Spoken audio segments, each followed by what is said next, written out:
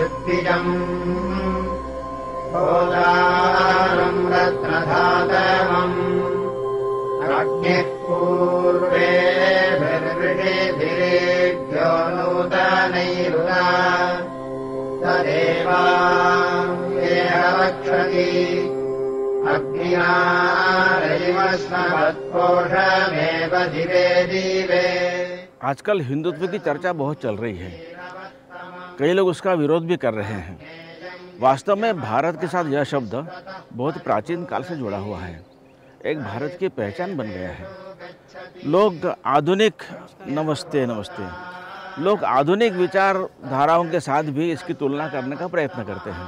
मुझे लगता है एक बार नई पीढ़ी को इसकी प्राचीनता, इसकी विशेषता क्या है, यह बताने की आवश्यकता है। हजारों वर्ष पूर्व से इस देश के सैकड़ों हजारों ऋषियों मुनियों ने चिंतन करने के बाद एक दर्शन इस देश में स्थापित किया। उसमें से ये हिंदुत्व का विचार प्रकट हुआ है।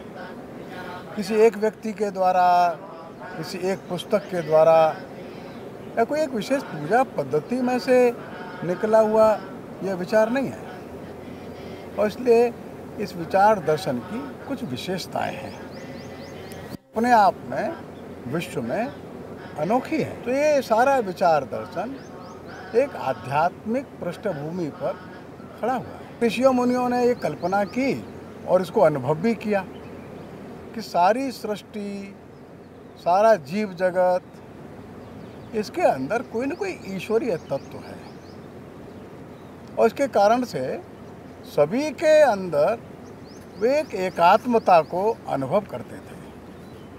इसी को हम लोग कहते हैं कि सबको वे कहीं न कहीं एक दूसरे से जुड़ा हुआ पाते हैं। ये सारी सृष्टि, सारा मनुष्य, जीव जगत, प्राणी जगत एकात्म है। इसी को आज की भाषा में कहते हैं इंटीग्रेटेड है। एक से दूसरे को हम लोग स्थायी अलग नहीं कर सकते।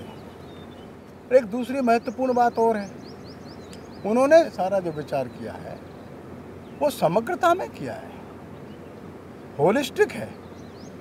और एक का विचार करते समय दूसरे को उन्होंने छोड़ा नहीं, और इसलिए सभी के साथ मिलकर एक नया भाव, एक नया दर्शन हमारे भारत के ऋषियों ने दिया।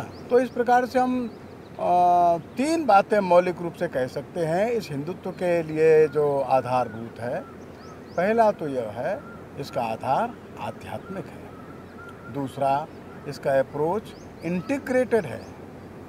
और तीसरा हम कह सकते हैं जो होलिस्टिक है। हमारे ऋषि मुनियों ने इस दर्शन को देते समय यह भी कहा कि उस एक सत्य को पहुंचने के लिए किसी भी मार्ग से जा सकते हैं। संस्कृत में, ऋग्वेद में एक बड़ा सुंदर मंत्र उन्होंने कहा है। वो कहते हैं एकम सत विप्रा बहुधा वदंती। इसका भाव यह है कि उस परम सत्य की ओर जाने के लिए बहुत मार्ग हो सकते हैं। विद्वान लोग भिन्न भिन्न प्रकार से कह सकते हैं। अब देखिए, इस एक मौलिक दर्शन के आधार पर उन सब के अंदर एक एकता स्थापित हो गई। हिंदू समाज का हृदय इतना बड़ा हो गया कि कितनी भी विविधताओं को, कितनी भी डाइवर्सिटीज़ को वो एकात्म भाव से देखने लगे। सबके अंदर एक ही ईश्वरीय तत्व है। विविधताएं, डाइवर्सिटीज और डिफरेंसेस हो सकते हैं, लेकिन उनके अंदर जो एक तत्व है जो सबको जोड़े और बांधे रखता है, वो ईश्वरीय तत्व इस दर्शन की एक मौलिक बात थी। इसके कारण से इतनी विविधताएं होने के बाद भी देखिए, यहाँ संघर्ष नहीं, सामंजस्य पैदा होता है।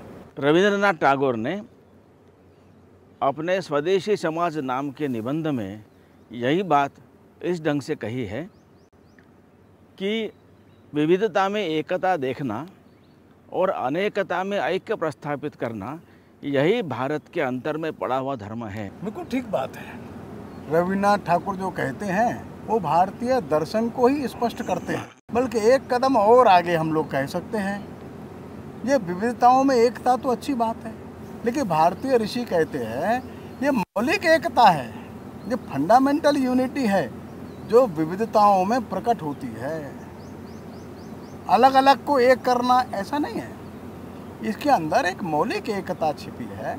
ये फंडामेंटल जो वननेस है, फंडामेंटल जो यूनिटी है, वो अपनी विविधताओं के साथ, डाइवर्सिटीज़ के साथ प्रकट होती है। इसी को हिंदू दर्शन में ऐसा कहा गया, एक ईश्वर अपनी विविधताओं में ऐश्वर्य के साथ प्रकट होता है। इसलिए मुझे लगता है कि आजकल लोग जो बात कर रहे प्लूरलिटी की, तो पश्चिम की प्लूरलिटी कल्पना ये अलग है।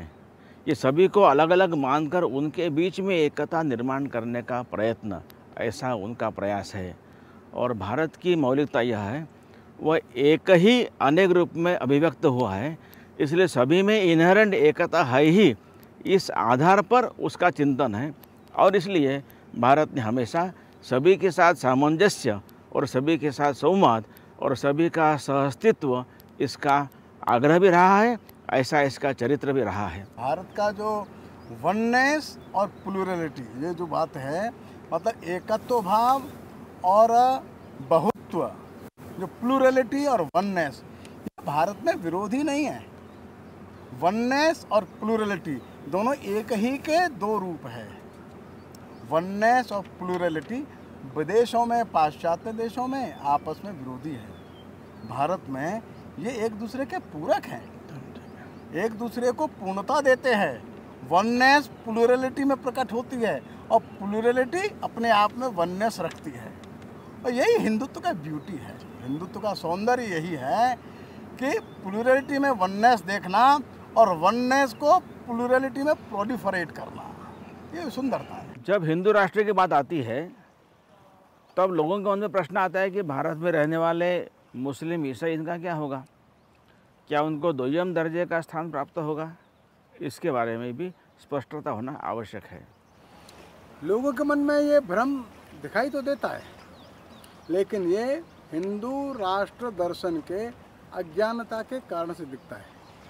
जो हिंदू राष्ट्र दर्शन है, उसका किसी मजहब से, रिलीजन से कुछ लेना देना है ही नहीं। ये तो सबके लिए कॉमन है, सबके लिए सामान्य और समान है। पूजा पद्धति कोई सी भी है, लेकिन सबके साथ जो व्यवहार है वो हिंदू राष्ट्र दर्शन को प्रकट करता है। हम अभी उदाहरण देखें तो कलाम साहब तो एक मुस्लिम मत को मानने वाले व्यक्ति हैं, वे पक्के मुसलमान भी हैं। मुसलमान होने के साथ साथ वे भारतीय राष्ट्रीय दर्शन के पक्के समर्थक हैं। वो जीवन भी जीते हैं वैसा, अर्थात सभी संप्रदायों का सम्मान करना, सभी के सुख की मंगल कामना करना, इसमें कहाँ वे पीछे। सारी मानवता के लिए वे अपना सर्वस्व अर्पण करने के लिए आगे बढ़ते। तो ऐसे जो भले ही मुसलमान होंगे, ऐसे अनेक लोग हमको दिखाई देते हैं, तो इस भारतीय राष्ट्रीय दर्शन के साथ एक रूप हो गए। उदाहरण के लिए MC छागला साहब थे, भले ही वे मुसलमान थे, लेकिन अपने आप को कहते थे मैं हिंदू दर्शन को मानने वाला हूँ, मैं परंपरा से, पूर्वजों की संस्कृति से मैं हिंदू हूँ, लेकिन रिलीजन के नाम पर मैं मुसलमान हूँ। हम दारा शिकोह का उदाहरण भी देश में देखते हैं। वो औरंगजेब का बड़ा भाई था, लेकिन दारा शिकोह मुसलमान था। इसके बावजूद भी उपनिषदों का भाष्य लिखता था। भारतीय वैदिक परंपरा को अच्छे से उसने अध्ययन किया और उस निष्कर्ष पर पहुंचा, इस देश की जो एक बड़ी सांस्कृतिक आध्यात्मिक परंपरा है वो महत्वपूर्ण है, और किस प्रकार से इस्लाम की कुछ अच्छाई और कुछ इस देश का सांस्कृतिक आध्यात्मिक दर्शन दोनों मिलकर के इस देश के लिए अच्छा हो सकता है। तो दारा शिकोह हम कह सकते हैं इस भारतीय राष्ट्रीय दर्शन को मानने वाला, जानने वाला एक अच्छा महापुरुष हो गया। श्रीमती एनी बेसेंट थी, वो तो भारतीय मत संप्रदाय की मानने वाली नहीं थी, वो विदेश के मत संप्रदाय वाली महिला थी, लेकिन भारतीय दर्शन के साथ एक रूप हो गई, बिल्कुल अंतर ही नहीं दिखता। और इसलिए कोई सा भी मत, कोई सा भी संप्रदाय मानते हुए वो इस्लाम को मानने वाले कोई दिक्कत नहीं। वे नमाज पढ़े, कुरान पढ़े, वे मस्जिद में जाएं, लेकिन दूसरे मत संप्रदाय का बराबर सम्मान करने की जो इस देश की धारा है, इस देश का एक दर्शन है, सभी के मत को सम्मान करना, उसमें वे चलते हैं तो ये भारतीय राष्ट्रीय दर्शन को मानने वाले, और हम फिर मानते हैं उनको। इस्लाम मत के मानने वाले होने के बावजूद भी वे हिंदू राष्ट्र दर्शन के एक सम्मानित सदस्य हैं। वे ईसाई भी हो सकते हैं, वे मुसलमान भी हो सकते हैं। उदाहरण के लिए पारसी समाज में ऐसे बहुत सारे लोग हैं।